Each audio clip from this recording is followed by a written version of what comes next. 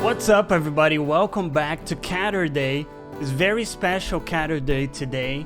We have our good friend Purple Mango coming in hot for an impromptu interview. I really appreciate him agreeing to come online. It's been a little while since I talked with him. We've seen him back to streaming a little bit, but it's been a little bit chaotic for him. So we're gonna touch base with him, not in a weird way, but just, you know, in a kind of bro fist fashion, and see what's up with him.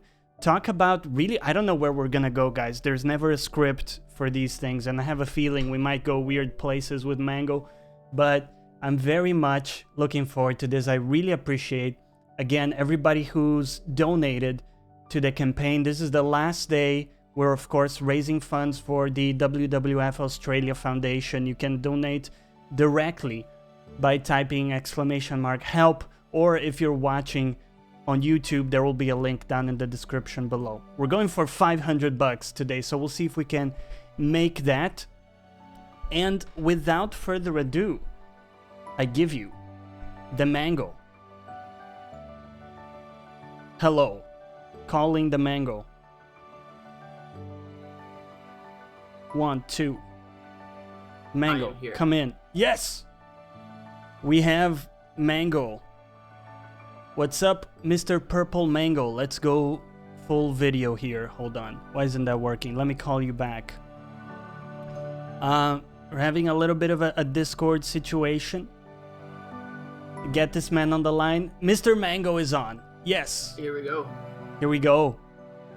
Welcome back, man. How are you? I'm doing amazing. How about you? I'm fantastic. It's been a long time since I've wanted to have another chat with you. And, you know, I'm a little curious. You've been not out of the map because we've seen you in streams here and there. But, you know, it's been a little bit... It's been very sporadic. It's been a weird year. Maybe not a year, but a few months for you. So what have you been up to? Why don't you give people just a brief, like, where are you? What's up in your life real quick so we can catch up? All right. First of all, I want to say thanks for having me on your channel. It's awesome. I've always enjoyed having conversations with you, and I like what you've been doing on your channel. So it's an honor actually to be on. Right your on, channel. man. Welcome back. Thanks. So what happened was, after my trip to the States last year,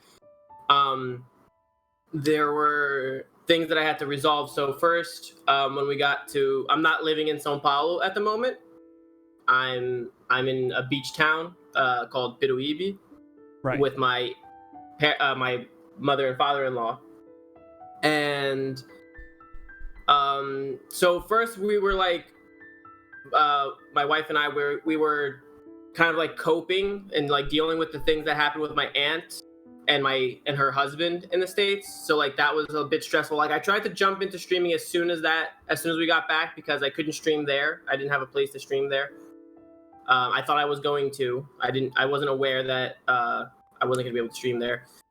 And then I was very stressed, and I was like very unhappy with the things that had happened with my aunt, because she and my grandmother basically raised me, and I don't know, it affected me in a way that I wasn't really in a place to stream. And I was trying to push through that. I didn't want to talk to people about that to like sound like Yep. I was whining or something, you know. So I kept trying to self-pity party. Yeah, exactly. I didn't want that to happen.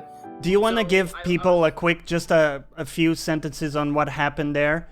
Because of course I know the story, but some folks here don't. Just a quick catch up. Sure.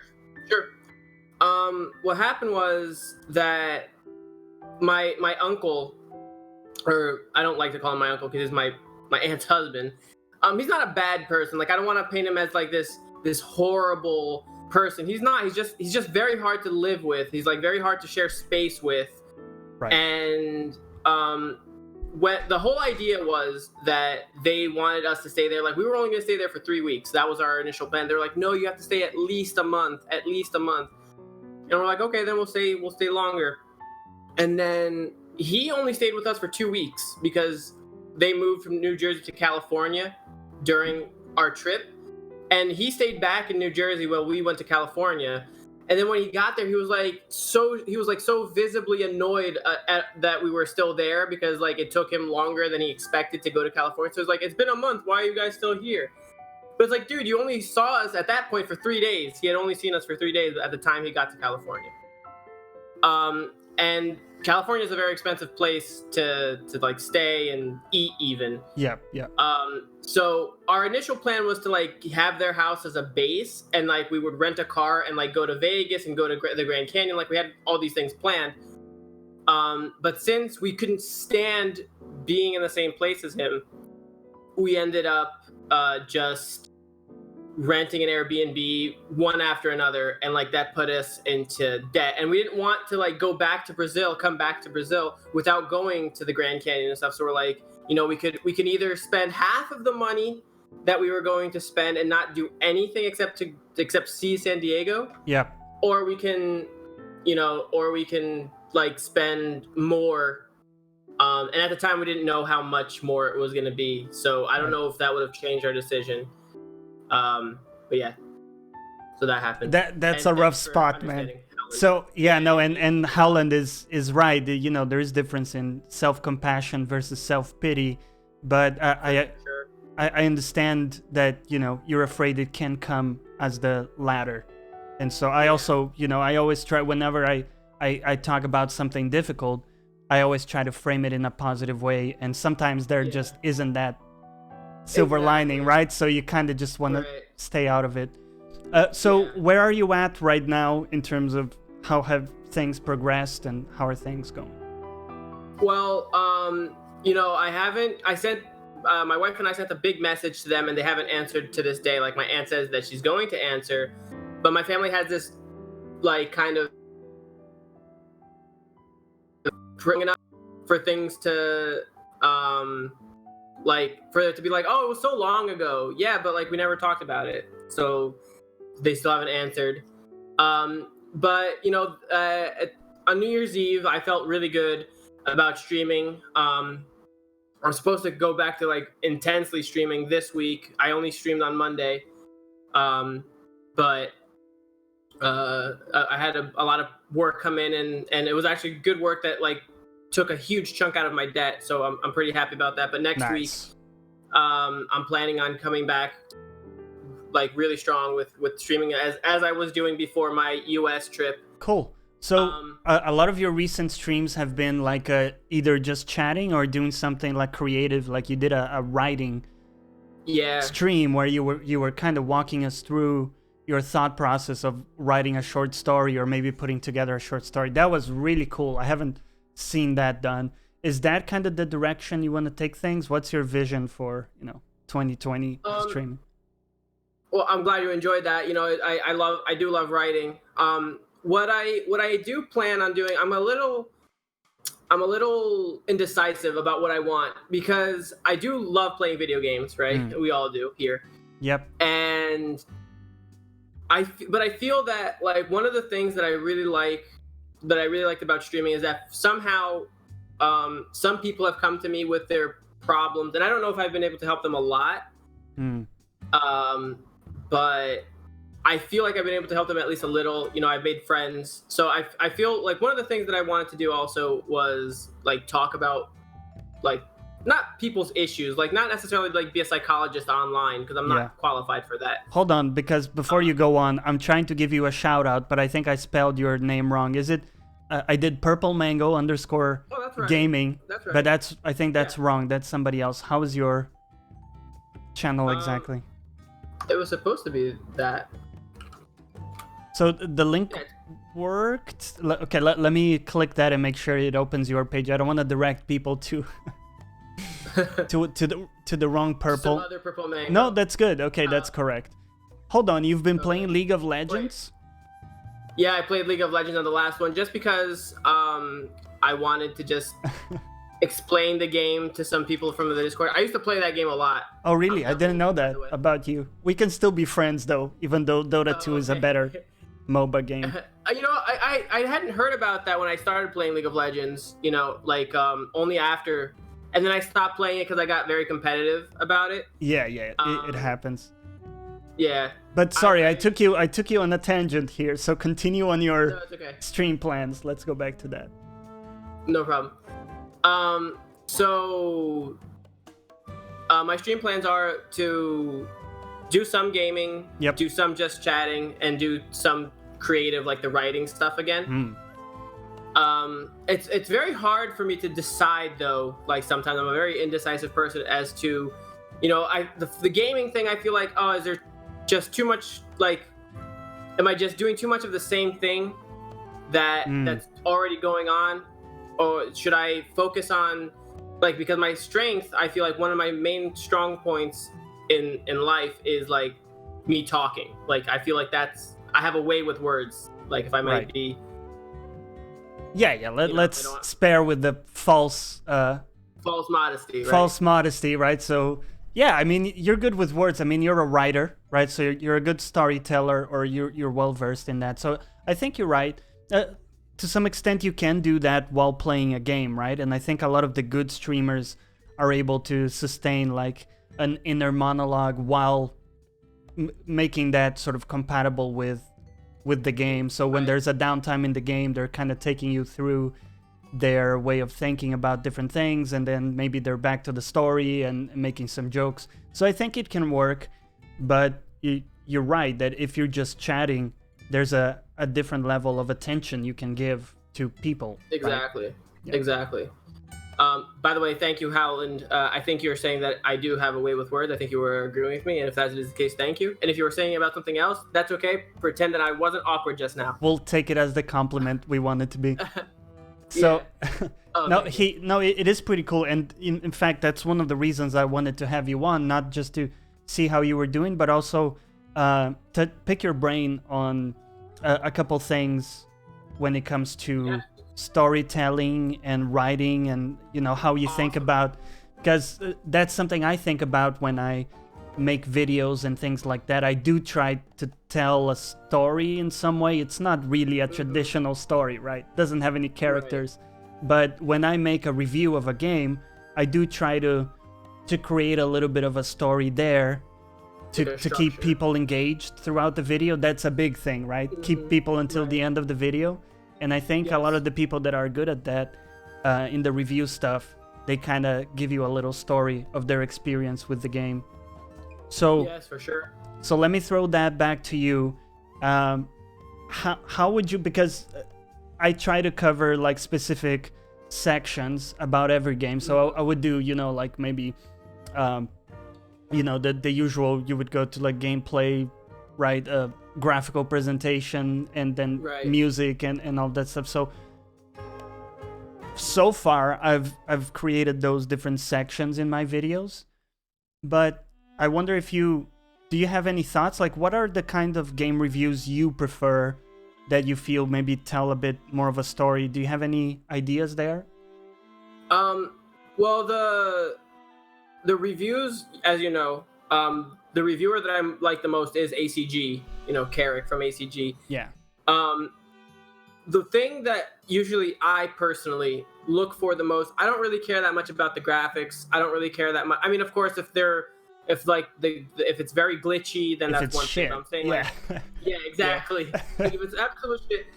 But what I care about the most, personally, especially in campaign games, is the story good? Right. If the story isn't good, the gameplay has to be amazing. Like, it has to be over the top. That's just the kind of person I am. So, for example, I really enjoyed the story of Horizon Zero Dawn. Yeah. And one thing that I would be looking for in a review is like, okay, so the story has some twists and blah blah. Like I would try to keep it spoiler free, but also trying to paint a picture of what to expect. So right. So would you talk about characters? Like, would you make, again, keeping it spoiler free, but would you? I think so. Talk about different characters and specifics like that. I think so. I would be like, so for example, I think Horizon Zero Dawn's a game that came out a long time ago, so I can. Well, so let's give the spoiler warning here. So if somebody is worried about spoilers, maybe watch this in the VOD or something. Right. But feel free to mention a few things from the game. So I would be like, okay, so Aloy is the main character, and she goes through, she has a rough childhood, and she grows into this role of having to start a mission to help others, and it's an open world game, so she's going to meet a lot of people, and essentially she's going to find out a lot about herself and her past. I would try to keep something about, I would try to, like I said, Right. I would try to keep it as spoiler free as possible, but I would also try to talk about it to see if the person will be engaged, because otherwise it's very difficult, right? Like, so I watched a couple of reviews for Death Stranding. Yeah. And I was like, what's the story about though? And everyone was like, oh, I can't say without spoiling. I can't say without spoiling. And I'm like, okay, I understand then. But then it's a bit frustrating for me. I understand those people. I'm not frustrated at them. I'm frustrated that there isn't a way to break that barrier, because I want to know if the game is for me. Like, I want to know if it's going to be fun, if it's going to be entertaining, if it's going to be engaging. Yeah. Yeah, I think that's something I need to get better at, because, my reviews are quite analytical. I talk a lot about the stuff that's almost like objectively factual from the game. And I think that's good, right? We all want data from the review. But I think what I want to grow on there is weave in a little bit of the story, and maybe do a little bit of like a back of the book kind of synopsis where you can kind of sell it in a not sell it in as in like trick people into buying the game. That's not it. But try to portray the story in some but with the veil of no spoilers on top, but of no spoilers. Yeah. So that's interesting. I think you can definitely do that. I've seen your reviews and I like them a lot. I think you're definitely definitely smart enough, but I think you're definitely also creative enough to find a way to do that. And if there's any way I can help in the first ones or something, I might run stuff by you, because what I've been doing lately is actually doing a script for the review. And when I film, I don't actually read the script. I paraphrase everything, and I have like bullet points. But I find that writing the script is massively useful, because the times I didn't, what happened is I got into tangents. I go off, I ramble sometimes, and I also miss stuff, right? This is crucial because then when I'm done editing, I'll be like, damn it, man, I forgot to mention this one thing that was actually important, right?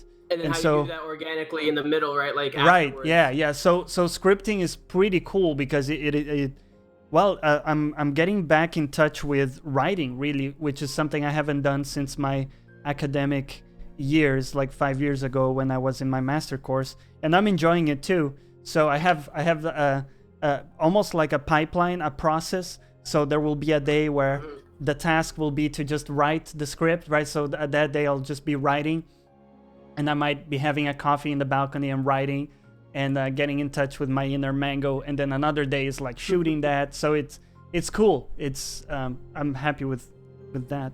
So okay, I just noticed that you're wearing a Westeros shirt. Yes. That's no coincidence, my dude. You're trying to you're provoking me.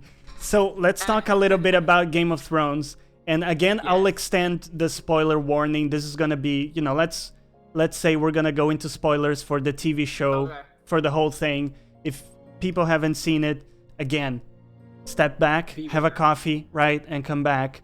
But I don't know if we discussed it fully, because it's been a while. We kind of touched on it a bit. But how do you feel about not just the ending, but as a whole, like Game of Thrones as a TV show, especially as a big fan of the books as you are? How do you feel about it? Yes.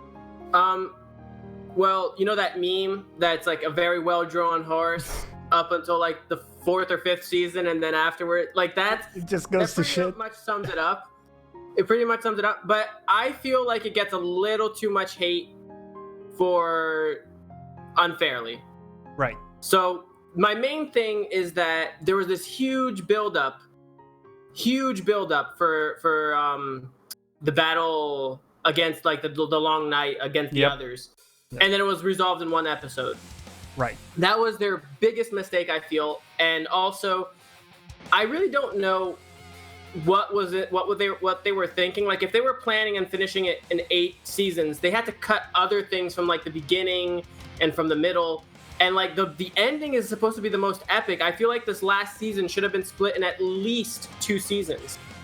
Exactly, like Alan said, like it's a huge letdown. Exactly, and because like Daenerys' transformation is like, it's like in that one moment, like, okay, so Missandei's, got executed. Yeah. And then like she hears the bells, and she just like looks and she's like, you know what, fuck it, and then she like sets the whole town ablaze. Like, dude, right, you don't go from like slightly crazy to full on slaughtering. Yes. Thousands of people. Okay, so I want to talk about that because I feel slightly different about that. Although I agree overall, it was just it was hasty. It felt like they were, just, oh, we gotta wrap this up, right? But I think it's maybe a little unfair to blame just the 2 dudes writing, right? What's the name of the dudes, the brothers? Dan Benioff, I think. It's the Benioff bros, right? Yeah, Benioff brothers. So with a production like that, you don't have full control of how many seasons you have, open to you to shoot. Right. So maybe they were just told, look, man, it's a wrap after this one, right? Maybe the cast couldn't do it, or so we really don't know. Yeah. What I heard, Dan and Dave. Okay. Oh. What I heard was that since they were going to write the new Star Wars movie, they asked for that to be the last season. I didn't follow up on that to find out if that was really the case. But that's what I heard. Right. And Pocato, what's up? Welcome back. And she says there's a lot of plot holes, but the cinematography moments were awesome. Yes. Yeah. So that didn't drop for me in quality. In terms of like cinematography, I thought it was good, but we'll talk about the plot holes. But one thing you said there is that Dany just snapped, right? Mm-hmm, and we think that in the books, I think we would agree in the books that's going to be a more gradual thing that I think a lot of us saw coming. And that's why I said I kind of disagree that it was so sudden, because I actually kind of see it coming from before. Because if you think about it, right, at least if you frame it in this way that I'm going to try to do now, you can see it, you can see the roots of it. The first time she takes over the so when she kills the slavers, right? So she kills all the slavers and takes over the city there. Right. You already see her crucifying people on the streets. Right. I mean, that's already not cool, right? I think there we can say, okay, that's a little rough, isn't it? That's a bit but it's easier, much. It was easier to relate to. Here's why. Because it's the bad dudes, right? So she's doing it to people that we see as bad dudes. But when you think about it, I mean, come on, man. I mean, even, bad dudes, that's not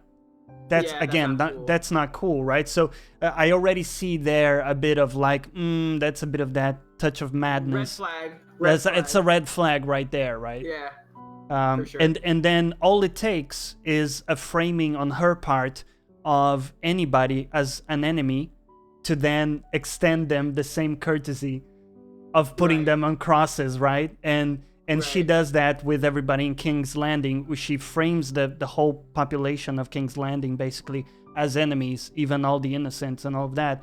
And so for her, in her eyes, it makes sense, again, to do whatever it takes, right? Right. So, yeah.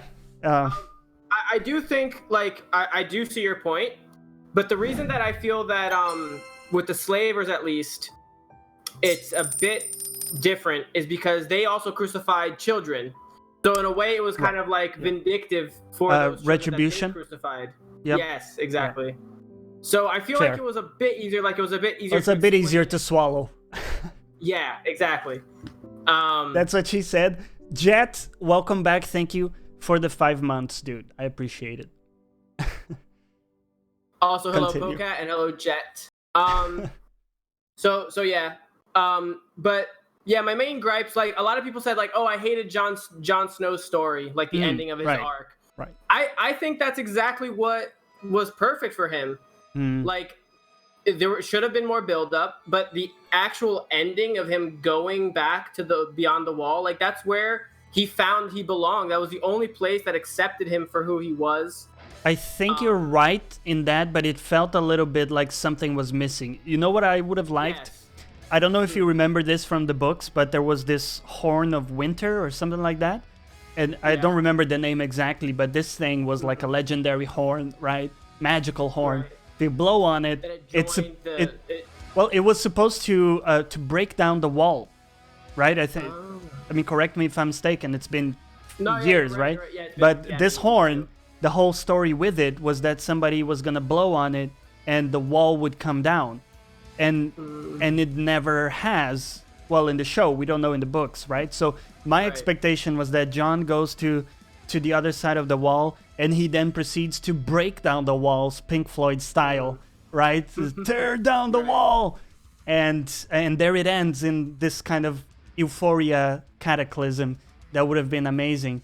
I don't know if they ran out of budget to break down that big wall, if that's totally something that's not gonna happen. But there's this. Sorry to go on a little bit, but just to wrap up the point, there's this term in cinema that I'm forgetting, but I think it's someone's gun.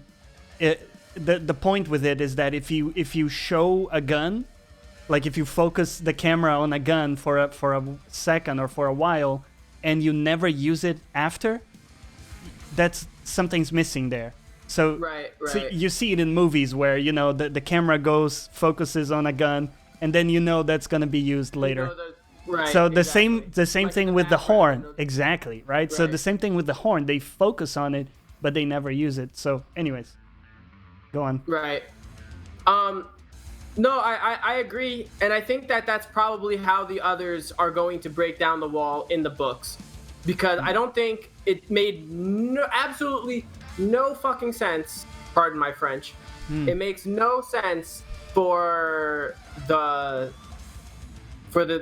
people to think, let's go beyond the wall to bring one white and show it to Cersei in the hopes that she'll join us. Like, dude, there's so many red flags. And then your plan hinges on trusting Cersei, who's proven to be totally irrational and not dependable. Oh man, it's so crazy. It's so crazy. Like, there's a lot there. I can't see George doing that at all. I can't see George doing that at all. Yeah, I think it's gonna play out quite differently, especially those scenes there when there's that kind of little council of people deciding what's gonna happen, who's gonna be the next king. So you have Sam, who's not even a maester. He's defected, right, from the order, essentially. So he's no place there and no say, but everybody's bowing to what he says.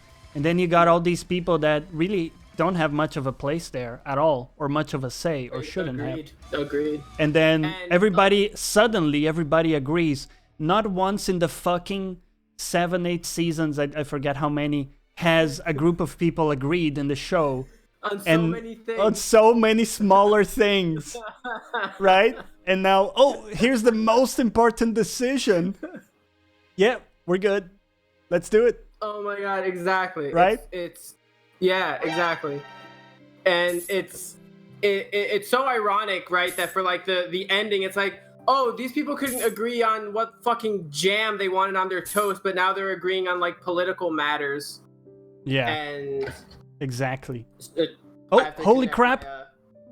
Jet, thank you for the $50 donation to Australia, man. Our furries in Australia. Thank you, man. I really appreciate it. Thank you.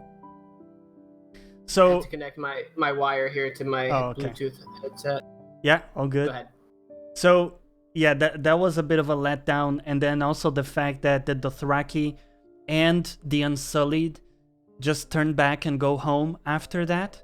Once their Khaleesi is dead and has been murdered, and they're just told, nah, we're just gonna do this thing with Bran.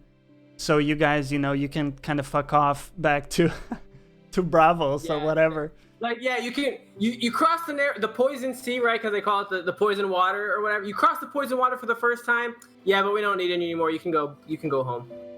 Exactly. That I don't buy that for a second. Again, it's just rushed there. Yeah, To wrap up. exactly.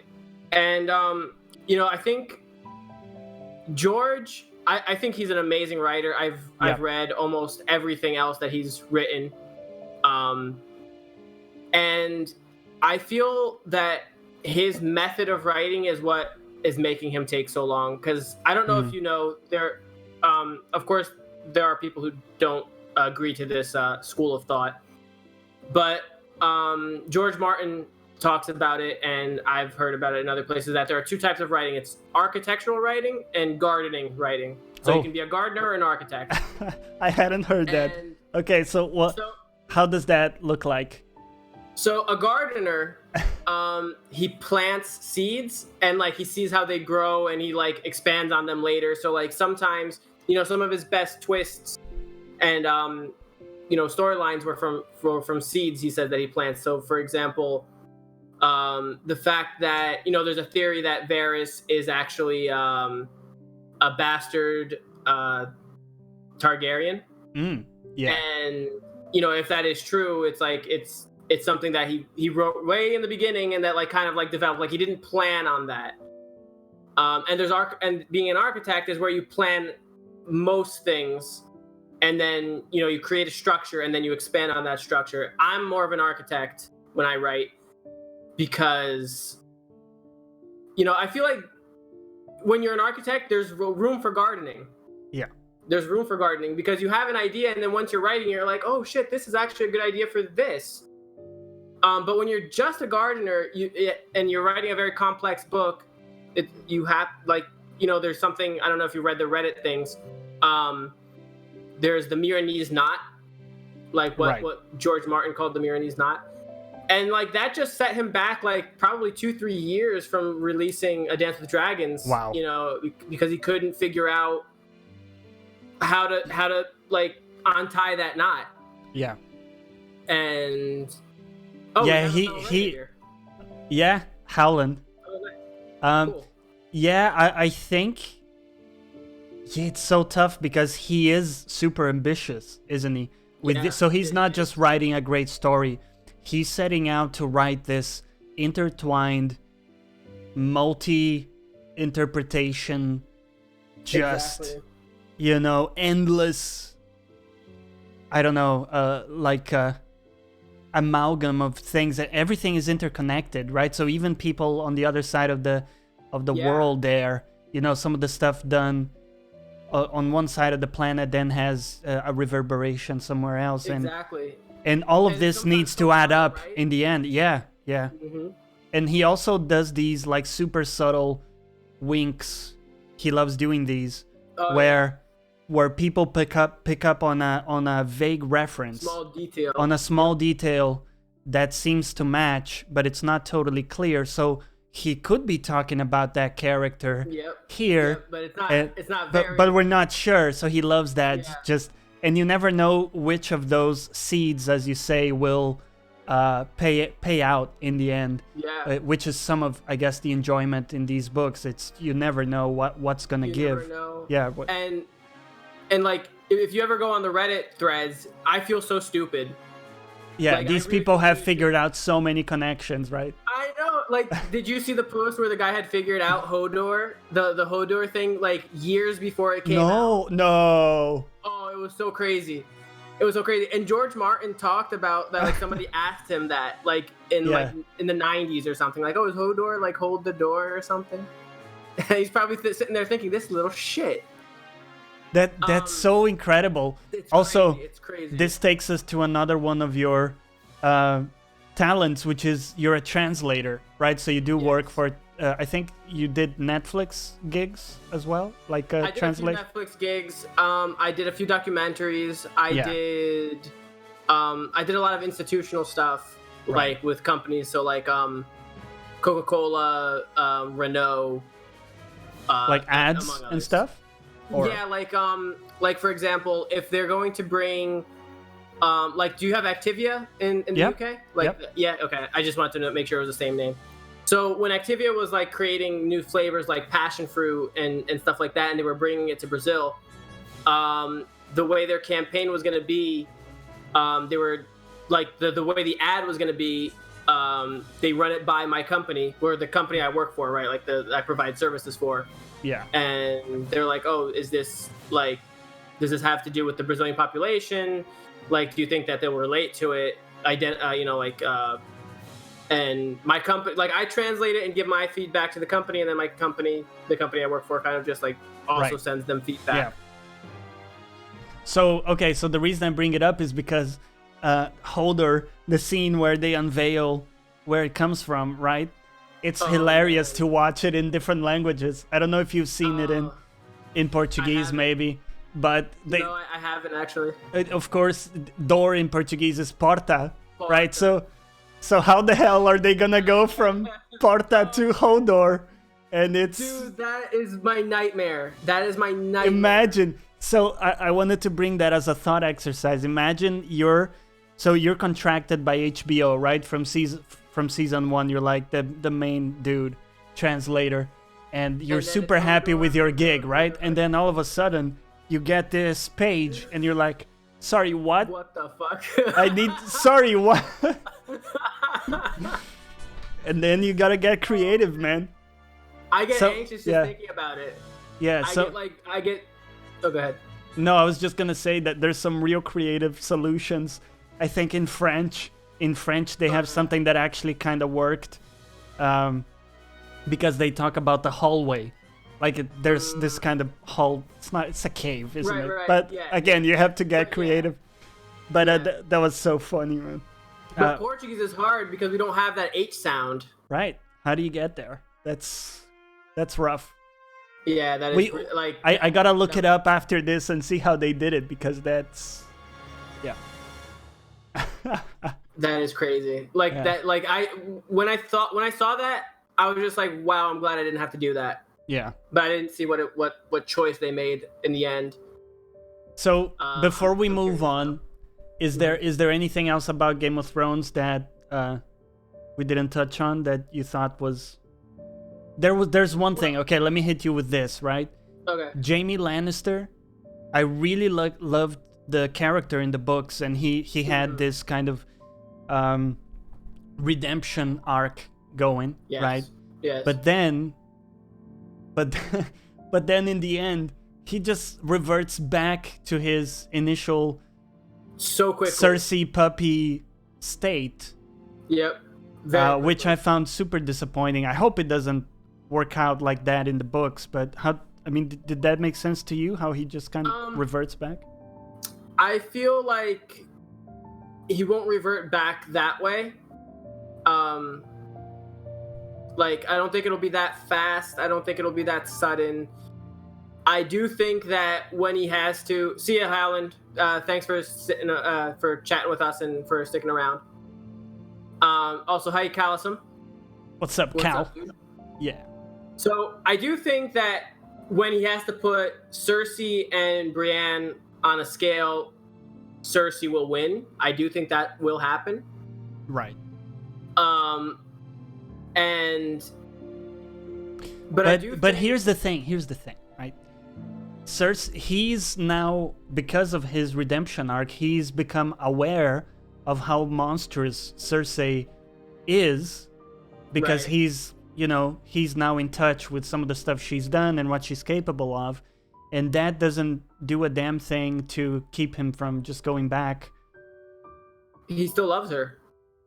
Yeah, you can He still still love loves her. someone, but then choose to not become, this sort of An accomplice. accomplice. Yeah. So I don't Yeah, I know. agree. That feels I doesn't feel make like, sense. I feel like Jamie might not be as evolved spiritually or like, as a person to let that go. I think he just loves her. And ultimately, in the books, it's way, way different. So Tyrion and Jamie, for example, don't even have a good relationship at the books are, right? And I think that maybe, there's that prophecy in the book. Spoiler alert, by the way, once more for the books. Right. There's that prophecy where the Valonqar, which is the Valyrian word for younger brother, will kill Cersei. And Cersei keeps thinking that it's Tyrion. And I'm pretty sure, and I think everybody else is too, that the twist will be that Jaime will kill her. Maybe it won't be with a blade, or maybe it'll be like a decision he makes where like he says, oh, let's go here, and like, I don't know, but I don't think that Jaime will abandon Cersei 100%, even in the books. I would hope that he does, but we'll see how that works out. Okay, anything else on Game of Thrones? No, I think we covered a bunch there. So, okay, good. Now, when it comes to like the translation stuff, first of all, are you digging that? Are you still digging that? Not really. I mean, like, I like talking about it because I think it's interesting. I feel like language is a beautiful thing, because. But the work itself wasn't really what you were looking for. Yeah, I mean, I've been doing it for like 8 years now, and it doesn't satisfy me as much as like writing or streaming does. Right.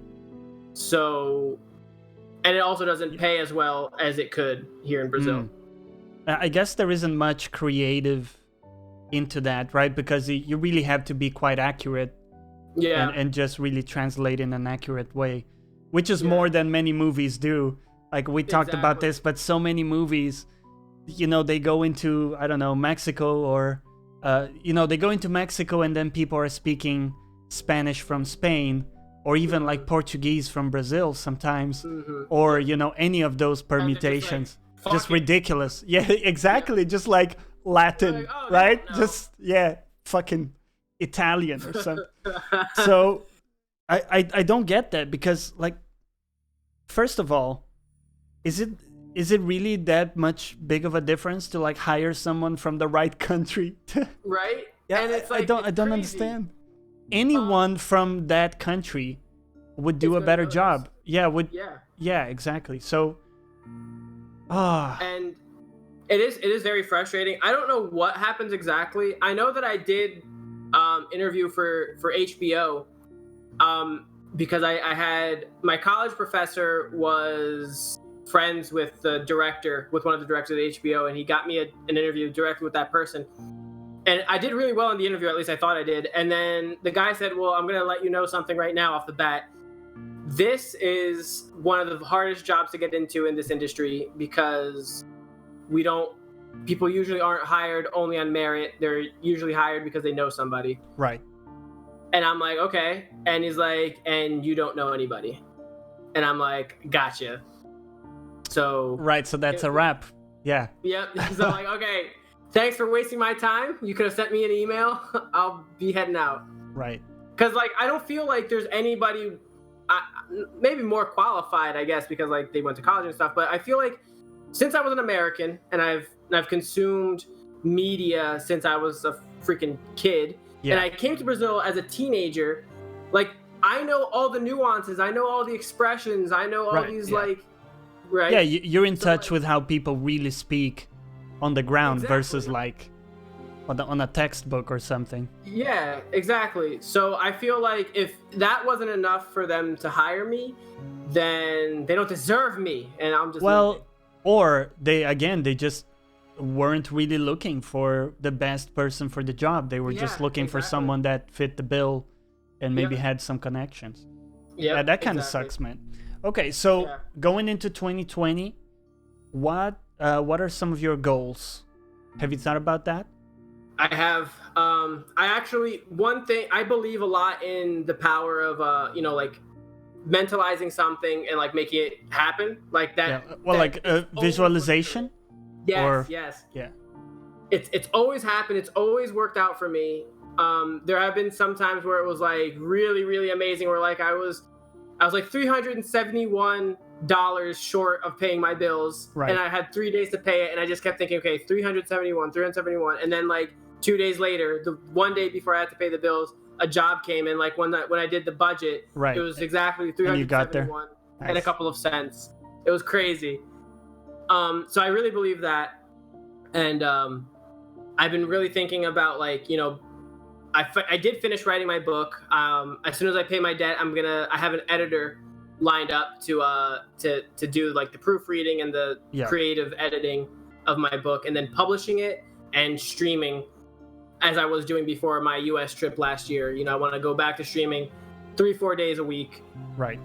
writing 3-4 days a week again as well, or 5 even, and just enjoying That's life awesome. again.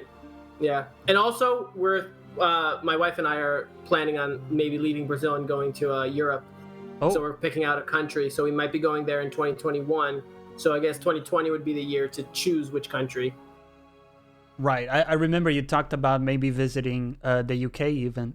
Yeah. Oh, if we move to Europe, we're gonna be traveling all around, and I'm Yeah. definitely gonna hold you up on that cup of Yeah, coffee. exactly. We'll do that for sure. And you can meet Come live Basil. in my basement. Yes, I want to meet that little fucker. So there's a lot I want to talk about, but in that visualization technique that you do, Mhm. is that so let's say for one of these other goals that you have, so maybe the you know, the writing stuff, right? So maybe your goal is to publish the book, right? Would Yeah. that be your Mhm. your goal? Yeah. How would you apply that visualization technique to that? How does it work? So the what I have found the most success is, like, our eyes capture like everything, right? So for example, when we have a dream and we're walking down a street and it's a busy street, it's Yeah. literally faces of people we've seen before.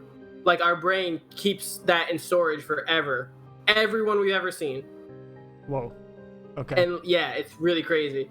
So what I do is I put a post-it note. I actually have it right here on my monitor. I'll even Oh, nice. take it off here. So I have a post-it note, Yeah. and it's and Boom. I put like 20,000 copies of The Black and White Forest sold. Oh, nice. Yeah. Okay. like, So you you know- you have even a number, like a target. Yeah, I mean, it was just a random number, just to, Yep.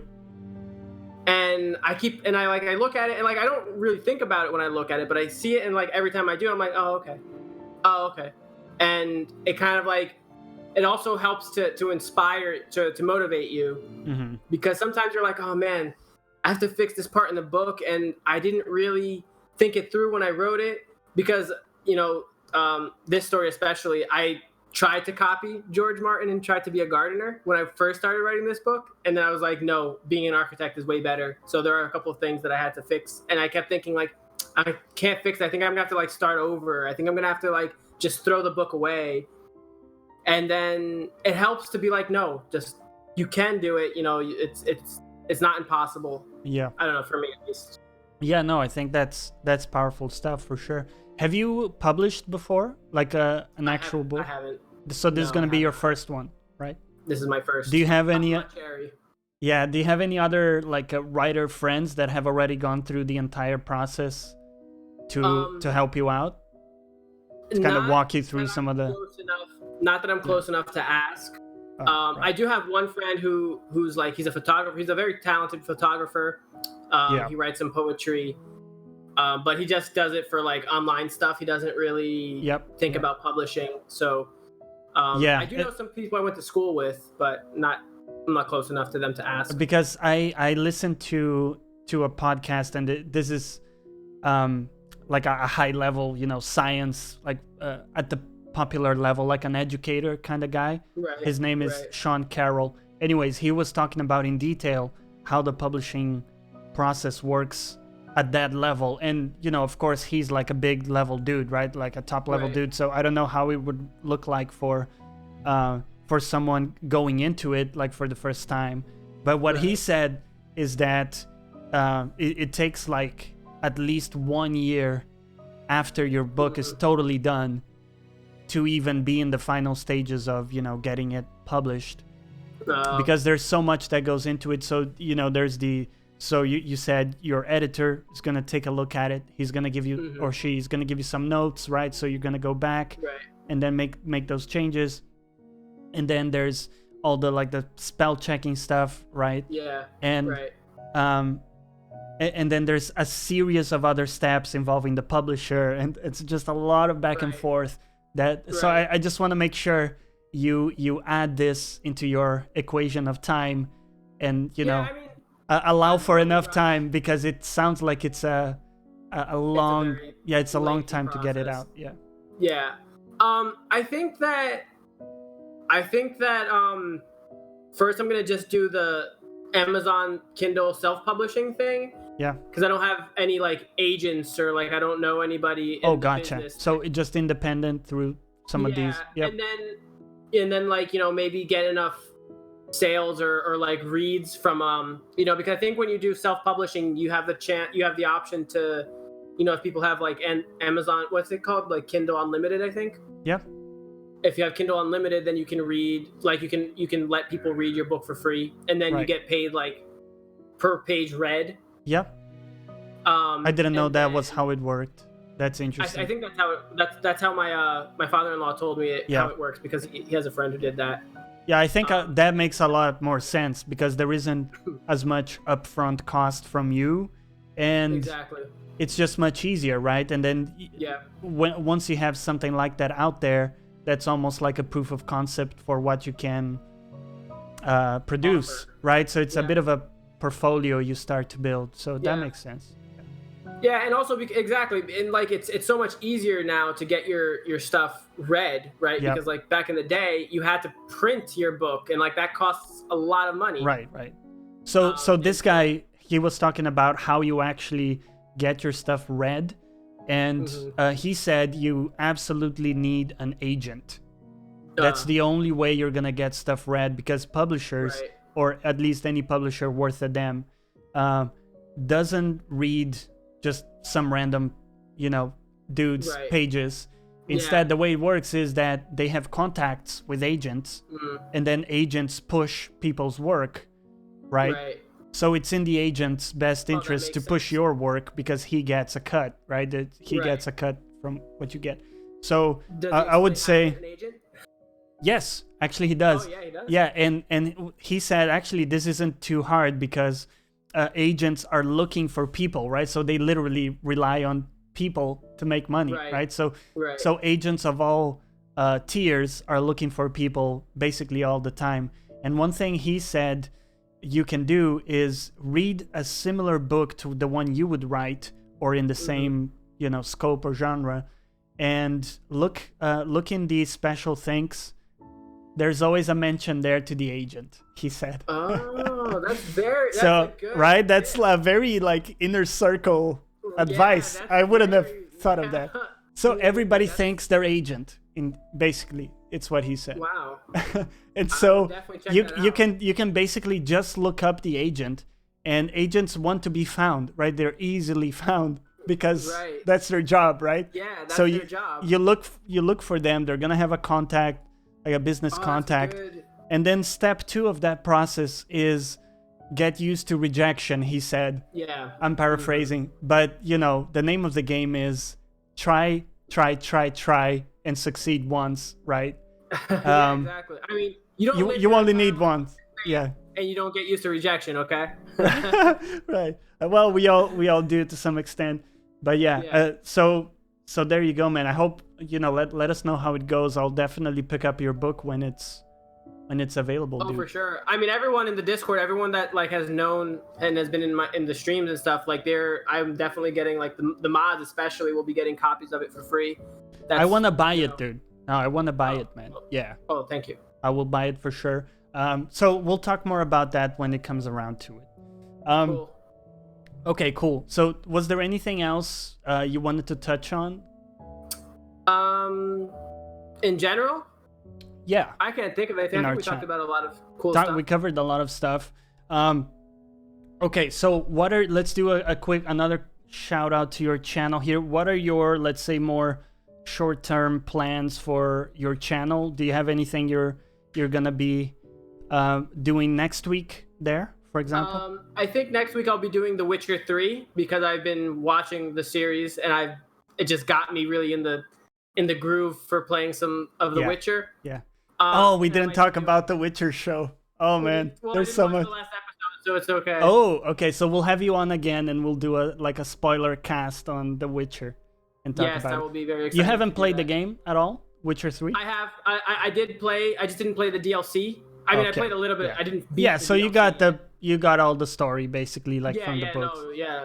I was blown away when it was like, this girl's Yennefer. I'm like, whoa, that's crazy. Whoa. Yeah. Yeah.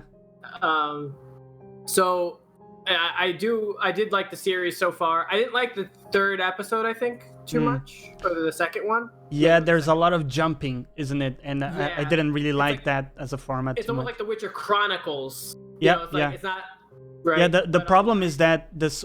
So okay, so we'll do a longer conversation on this, okay? Because this is I want to hear your thoughts once you finish the season. But okay.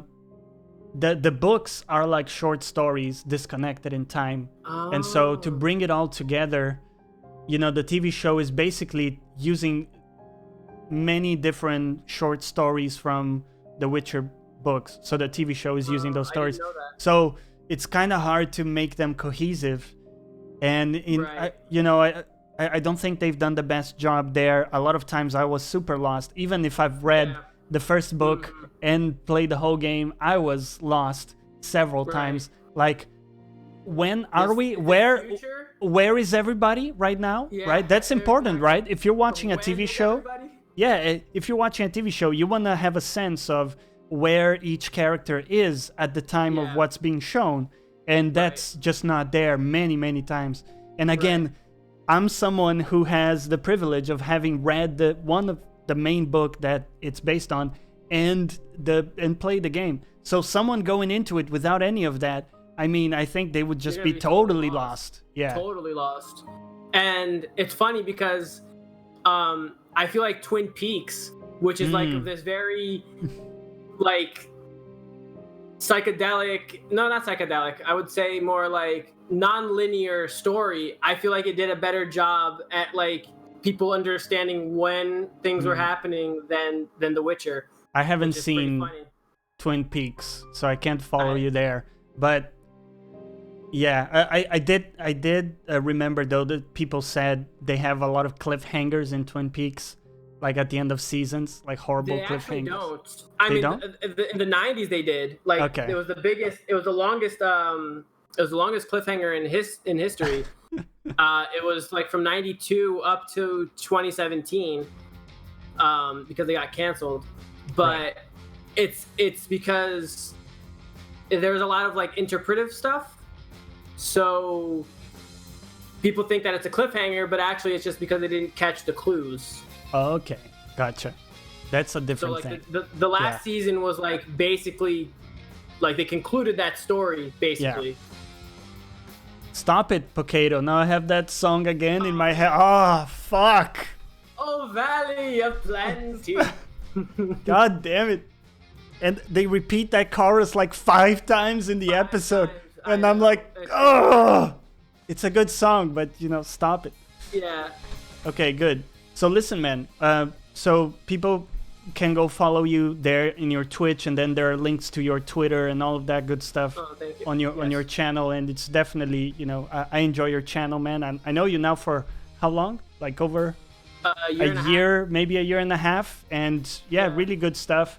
And your Discord is a great place also. So if people go Thank to you. your channel, definitely join the Discord as well. I've met a lot of awesome people there, and taken some cues from what you've done with your server for sure.